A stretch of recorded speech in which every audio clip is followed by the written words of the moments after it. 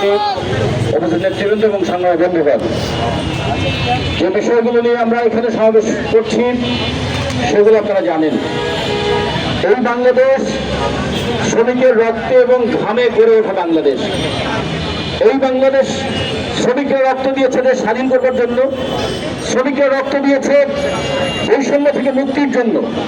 যে কারণে মুক্তিযুদ্ধ শ্রমিকের রক্ত ছিল এবং 2024-এর গণঅভ্যুত্থানে শ্রমিকের রক্ত ছিল।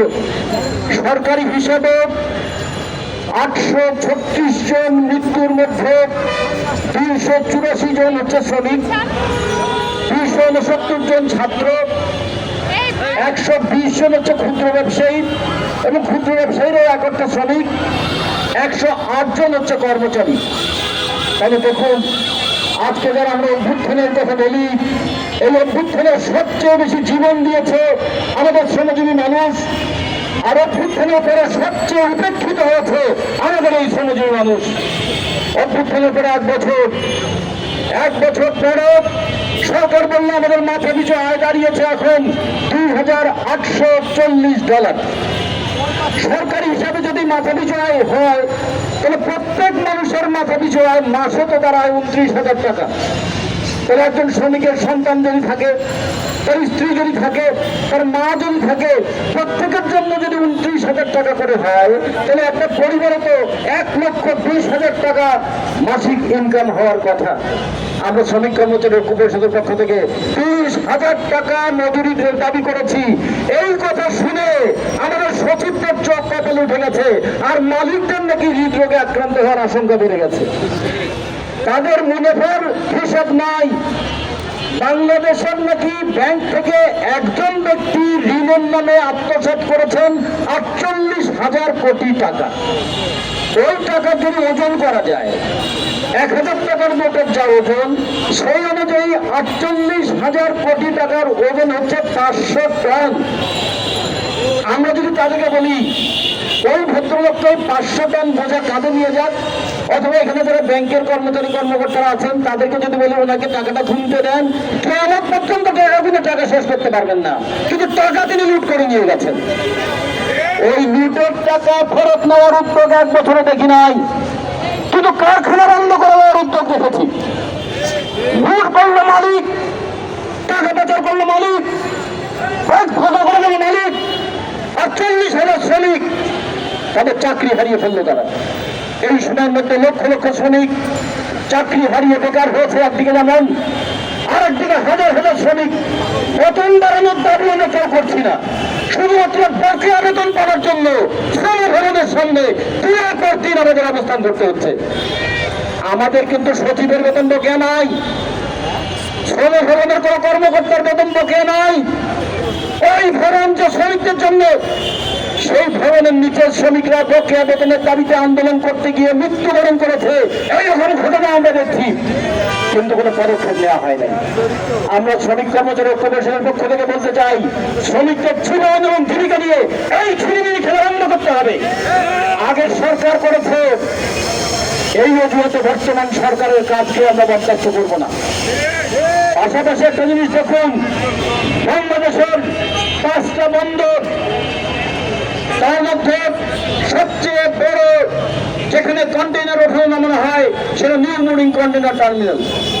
আমাদের মোট আমদানি রপ্তানির 80% বেশি হয় চট্টগ্রাম বন্দর দিয়ে, আর চট্টগ্রাম বন্দরে যা হয় তার প্রায় 65% হয় এই বন্দর দিয়ে। আমাদের এখানে চট্টগ্রাম পতেঙ্গা বন্দর আছে, নিউ মুরিং কন্টেইনার টার্মিনাল আছে, এদিকে পাথরবাড়ি আছে, ওদিকে আমাদের মংলা আছে।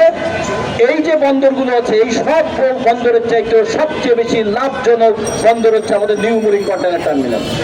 ওই কন্টেইনার টার্মিনাল তৈরি করেছে আমরা শ্রমিক কৃষকের ট্যাক্সের টাকায়। ওই কন্টেইনার টার্মিনাল আধুনিকীকরণ করেছে আমরা শ্রমিক কৃষকের ট্যাক্সের টাকায়।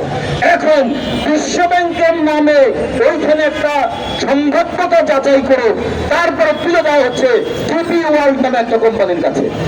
এই ডিপি ওয়ার্ল্ড পৃথিবীর যেখানেই গেছে সেখানেই তার প্রথম কাজ ছিল শ্রমিক ছাঁটাই করা, আউটসোর্সিং করে দেওয়া। কয়েকদিন আগে যুক্তরাজ্যের শ্রমিকরা আন্দোলন করেছে, পৃথিবীর যেখানে যেখানে এই ডিপি ওয়ার্ল্ড সেখানে সেখানে মুনাফা বাড়ানোর জন্য তারা শ্রমিক ছাঁটাই এবং আউটসোর্সিং এর ব্যবস্থা করেছে। আমাদের এখানেও তারা হাত বাড়িয়েছে।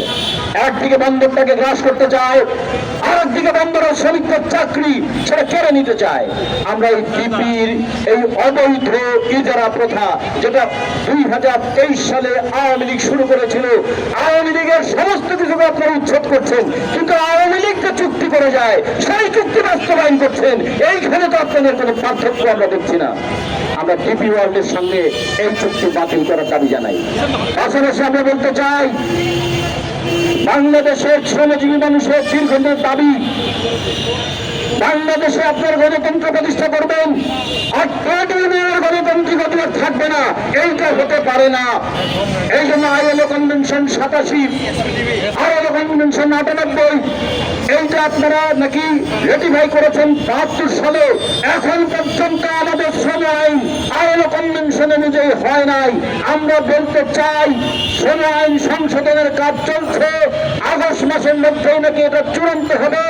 এই শ্রম আইন অগণতান্ত্রিক শ্রম আইন হিসেবে যেন রূপান্তরিত না হয়, সেইটা আমরা দেখতে চাই। আমরা দেখতে চাই আউটসোর্সিং এর নামে এই অমানবিক প্রথা, এইটা বন্ধ হবে। একদিকে বন্দর ইজারা দেবেন, আর একদিকে শ্রমিকদেরকে ইজারা দেবেন ঠিকাদারের কাছে। বন্দর ইজারা দেবেন মানি না, শ্রমিকদেরকে ইজারা দেওয়া আমরা মানি না। পাশাপাশি দৈনিক ভিত্তিক শ্রমিকের নামে শ্রমিকদের উপর যে নিপীড়ন এবং শোষণ চলছে, এইটা আমরা বন্ধ করতে দাবি জানাই। পাশাপাশি আমরা আর একটা কথা বলি, শ্রমিক কর্মচারী ঐক্য পরিষদ 9 দফা দাবি নিয়ে আন্দোলন করছে। আমরা শ্রমিকের অধিকারের কথা যেমন বলি, তেমনি শ্রমিকের দায়িত্বের কথা বলি, শ্রমিকের বর্তমানের কথা যেমন বলি, শ্রমিকের ভবিষ্যতের কথা বলি। শ্রমিক না বাঁচলে বাংলাদেশ বাঁচবে না। ওই বড় লোকরা পালিয়ে গেছে, লুটপাটকারীরা পালিয়ে গেছে, কিন্তু শ্রমিকরা কারখানায় উৎপাদন অব্যাহত হয়ে গেছে। করোনার সময় সবাই ঘরে বসে দেখেছে, কিন্তু শ্রমিকরা উৎপাদন করেছে। তাহলে করোনা আসুক আর দুর্নীতি লুটপাট হোক, শ্রমিকদের উৎপাদন করেই তারা দেশটাকে টিকিয়ে রাখে। ফলে আগামী দিনেও আমরা দেখতে চাই, আপনারা যারা অভ্যুত্থানের চেতনার কথা বলেন, তারা যেন লুটপাটের চেতনা দিয়ে দেশ পরিচালনা না করেন, তারা যেন শ্রমিকদের গণতান্ত্রিক অধিকারের স্বীকৃতি দেন। এই দাবিটা আমরা করতে চাই। শ্রমিক কর্মচারী ঐক্য পরিষদের 9 দফা এই দাবি নিয়ে আমাদের লড়াই চলবে। আমরা এখন ডিপি ওয়ার্ল্ডের ইজারা দেওয়ার প্রক্রিয়া বন্ধ, গণতান্ত্রিক শ্রম আইন প্রণয়ন, ইজারা প্রথা বাতিল এবং শ্রমিকদের ন্যায্য দাবি মেনে নেওয়ার দাবিতে যে লড়াই চলছে, সেই লড়াইকে আগামী দিনে আরো শক্তিশালী করবার জন্য আপনাদের প্রতি আহ্বান জানাই। এই আহ্বানের সাড়া দিয়ে আমরা রাজপথে থাকবো, আমাদের অধিকার আদায় করবো। এই কথা বলে আপনাদের সবাইকে ধন্যবাদ জানিয়ে আমার বক্তব্য শেষ করছি। বিপ্লব দীর্ঘজীবী হোক।